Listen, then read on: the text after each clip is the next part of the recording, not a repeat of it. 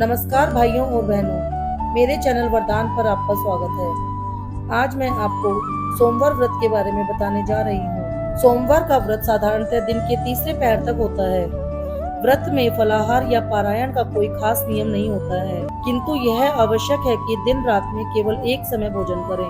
सोमवार के व्रत में शिव जी पार्वती जी का पूजन करना चाहिए। सोमवार के व्रत 3 प्रकार के होते हैं: साधारण प्रति सोमवार, सौम्य प्रदोष तथा 16 सोमवार। विधि तीनों की एक जैसी है। शिव पूजन के पश्चात कथा सुननी चाहिए।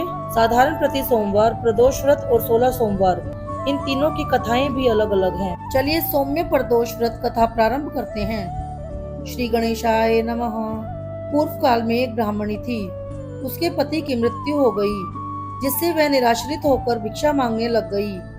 वह प्रातः होते ही अपने पुत्र को साथ लेकर निकल जाती और संध्या होने पर घर वापस लौटती।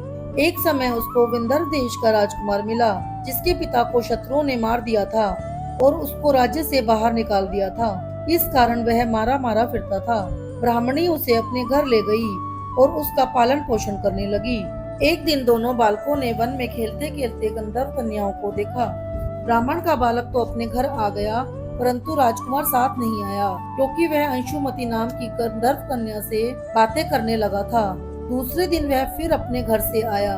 वहाँ पर अंशुमती अपने माता पिता के साथ बैठी थी।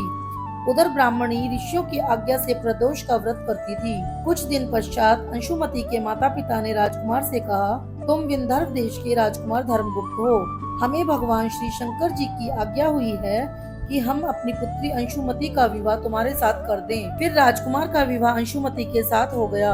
बाद में राजकुमार ने गंधर्व राज की सेना की सहायता से विंध्य देश पर अधिकार कर लिया और ब्राह्मण के पुत्र को अपना मंत्री बना लिया। यथार्थ में यह सब उस ब्राह्मणी के प्रदोष व्रत करने का फल था। बस उसी समय से यह व्रत संसार में प्रतिष्ठित हुआ।